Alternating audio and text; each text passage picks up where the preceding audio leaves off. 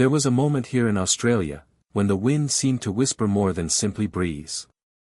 Not the wind through a town full of people. The wind through a town that used to be full of people. Through a main street where the last shop closed years ago and the sign is still in the window, the sign that says back in 5 minutes in the handwriting of someone who has not been back. Where the school bell has not rung since a particular Tuesday when the last family packed their car and drove out on a road most of them never drove back on. Where the pub closed on a Saturday night and someone turned off the lights and locked the door and that door has not been unlocked since. There are towns in Australia where the last person to leave turned off the lights. Not gold rush towns that emptied in the 1890s. Towns that were alive within living memory. Towns where people who are still alive grew up, went to school, buried parents and grandparents, and then made the decision, or had the decision made for them, to leave. The slowness of the leaving is what makes it different from sudden abandonment. Communities do not disappear quickly. They disappear slowly. And the slowness leaves things behind. The hall, the war memorial with names on it, the graves of people whose descendants now live in the city and return once a year if they return at all.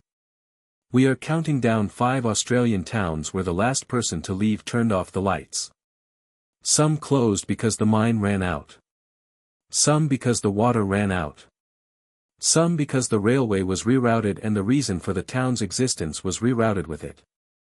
And one closed because the government decided it should close. And the people who lived there had no say in the matter. Like this video if you have ever stood in a place and felt the weight of everything that used to happen there. Subscribe because understanding what has been lost is part of understanding what we are responsible for not losing next. Let's break it down. Number 5. Farina, South Australia. Farina sits in the far north of South Australia on the Oodnadatta Track, founded in 1878 with the expectation that the rainfall would support the wheat farming that the name, Latin for grain, was meant to celebrate. The rain did not cooperate. The wheat did not flourish. The town persisted on the railway and the pastoral industry until 1980, when the Ghan was rerouted further west and the reason for Farina's existence was removed with the efficiency of a decision made by people who did not live there. The last permanent residents left in the early 1980s. What remains is extraordinary. The stone building standing because stone does not rot, the underground bakery still cool inside in summer, the walls of the hotel holding the shape of a room that once had people and noise in it. A volunteer restoration group works on the buildings every Easter, firing up the underground bakery for the first time since the last baker left. The work happens because people decided something deserves to be remembered even if it cannot be brought back. One volunteer who has worked on the restoration wrote, "Farina is not a sad place. It is a serious place." Standing in the underground bakery with the oven that has not fired in 40 years, you understand something about the gap between intention and outcome that no amount of reading about it provides. The stone buildings in the desert light have the specific quality of things built to last that have lasted past their purpose into something else. Not a town anymore but a record of a town, which is in some ways more durable. Picture this. It is an evening on the Oodnadatta Track. The stone walls are catching the last light. The underground bakery is below you. The oven is cold. The last loaves came out of it 40 years ago. The town was named for grain that would not grow in this soil. It grew a community instead. The community is gone. The stone is here. Number 4. Urandery, New South Wales. Urandery sits in the Blue Mountains wilderness of New South Wales, accessible only by 4-wheel drive or long walk, and was a silver mining town that operated from the 1890s until the 1920s when the silver ran out, the company left, and 2,000 people followed because without the mine there was no income and without income there was no reason to stay in a place reachable only through mountain wilderness. At its peak Urandery had a post office, school, hospital, 2 hotels, and the specific density of a place where people lived close together because the alternative was isolation. When the company left it left quickly, as companies do. What remained was a collection of buildings in a landscape that was slowly, without urgency, beginning to take back what had been cleared and built and occupied. A private owner purchased much of Urandatta in the mid-20th century and maintained it in preserved decay, the building standing, the landscape returning, the specific quality of a place that is neither fully abandoned nor fully inhabited. The experience of walking through Urandatta is the experience of a town frozen at the moment of its departure. One visitor who spent a night there wrote, "The rooms are empty. There are objects left because they were too heavy or too unimportant to carry, and they have been in the same positions for 100 years. The mountain at night is the mountain as it was before the mine and as it will be long after. The town is in the middle of that continuity like a parenthesis that opened and closed in 30 years. Picture this. It is a morning in the Blue Mountains. The mist is in the valleys. The buildings of Urandatta are emerging from it. The post office, the hospital, the hotel where 2,000 people once drank and argued. The mine is closed. The company is gone. The mountain is patient. Number 3. Coonamoor, South Australia. Coonamoor sits in the arid zone of South Australia north of Broken Hill. A pastoral station that sustained a small community of workers and families for decades before the economics of arid zone wool production made it unviable, and the decision to abandon it was made by people with every financial reason to close it and no personal attachment to the place.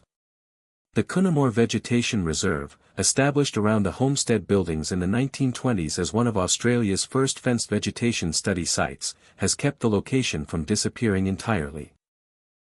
The buildings, homestead, outbuildings, workers' quarters, stand in the arid landscape as a record of what pastoral occupation looked like at its most established and most precarious simultaneously. The wool industry required rainfall the arid zone delivered inconsistently. The station's history is the history of the arid zone pastoral industry, good years interrupted by years of absolute loss, the community growing and contracting with the wool price and the rainfall gauge. The last permanent occupants left in the mid-20th century. The buildings are stabilized rather than restored, present, legible, telling the story without the interpretation restoration would impose. One researcher who worked at Coonamoor wrote, "The homestead is intact enough to understand the life lived in it. Standing in the station kitchen you understand something about doing difficult work in difficult country with the expectation that the country would eventually provide. The country provided intermittently. That intermittence is the whole story of the arid zone, and Coonamoor tells it in stone and corrugated iron. Picture this. It is a morning at Coonamoor. The homestead is in the arid zone, light, flat, clear, the light of country with no moisture to diffuse it. The vegetation reserve is demonstrating what it has been demonstrating for 100 years, what this country looks like when left to be itself. The station is empty. The country is speaking. It does not require an audience to continue. Number 4. Mothamba, South Australia. Mothamba sits in the upper Spencer Gulf hinterland and is among the least known entries on this list, a small agricultural town that disappeared so quietly and completely that most South Australians have not heard of it and could not find it on a map. The school, the hall, the store, the modest infrastructure of a farming community that expected to grow and instead contracted steadily as the marginal land proved more marginal than the optimism of the settlement era had anticipated. The school closed first, as schools close first in declining communities, because children leave with their parents, and the school's closure is both symptom and cause of what follows. What remains is the hall. Corrugated iron, surviving with the specific durability of corrugated iron, which rusts slowly and holds its shape long past the point where the purpose it was built for has been forgotten. The cemetery remains, as cemeteries remain. The dead are not subject to the economics that move the living. One researcher who studies abandoned South Australian townships wrote, "Nobody decided to abandon Mothamba. The decisions were all smaller. To send the children to school in a larger town, to sell the farm when the price was right, to retire somewhere with a hospital. The consequence of those smaller decisions, accumulated over 2 generations, was the disappearance of a community that no individual chose to end. That accumulation is the story of most of the towns on this list. Not a single moment when someone turned off the lights. A series of moments when someone turned off a single light and left, and the town grew darker by increments until the last light went out and nobody was there to notice. Picture this.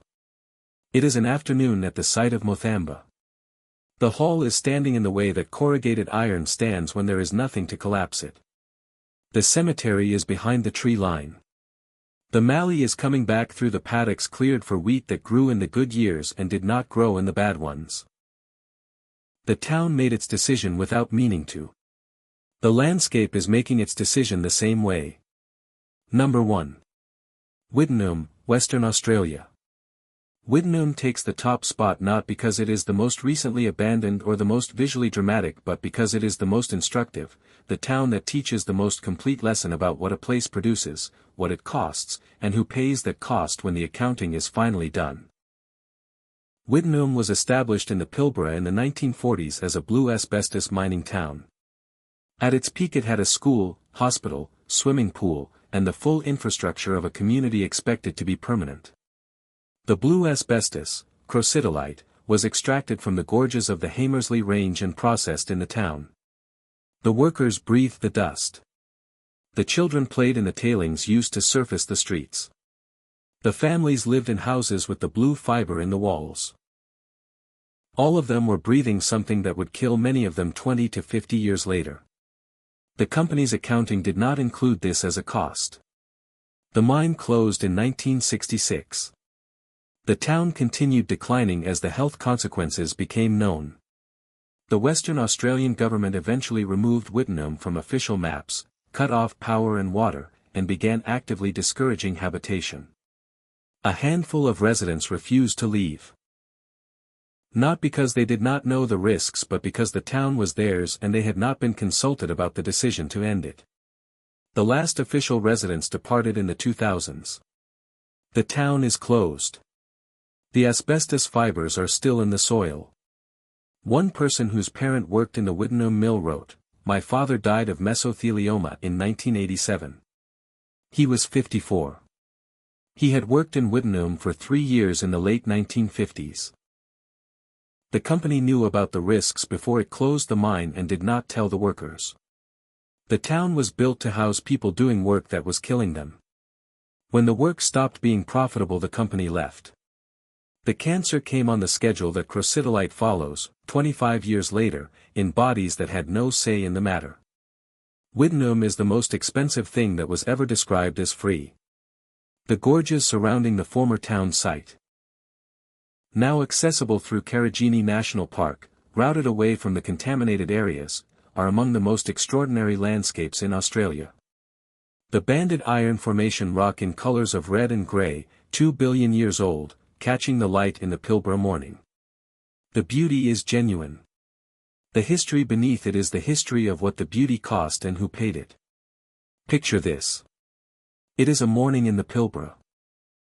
The banded iron formation is catching the first light as it has for longer than any human accounting can encompass. The former town of Wittenoom is below the ridge, closed, deteriorating, still contaminated. The gorges are extraordinary. The fibers are in the soil. The last person to turn off the lights in Wittenoom was turning them off on a town that had already taken what it came to take from the people who lived there. The lights were the last thing to go. They were not the most important. And in that quiet hush, beneath the whispering gums, in the stone ruins on the Oodnadatta Track and the mountain town frozen at the moment of its departure and the corrugated iron hall and the returning mallee and the gorges above the closed and contaminated streets, I realized not all shadows hide. Some simply invite us to see. We just counted down 5 Australian towns where the last person to leave turned off the lights. Some closed because the resource ran out. Some because the rainfall did not come. Some because a decision was made by people with the authority to make it and without the obligation to live with the consequences. All of them left something behind. In stone, in corrugated iron, in the shape of a paddock where the mallee is returning, in gorges above contaminated streets where the rock is 2 billion years old and has no opinion about any of it. If this video showed you something worth seeing, like, subscribe, and share it with someone who needs a different kind of map. We will see you in the next one. This video expresses poetic and reflective storytelling. Historical information is based on publicly available sources. Some locations described are closed to public access. It does not offer safety, medical, or travel advice.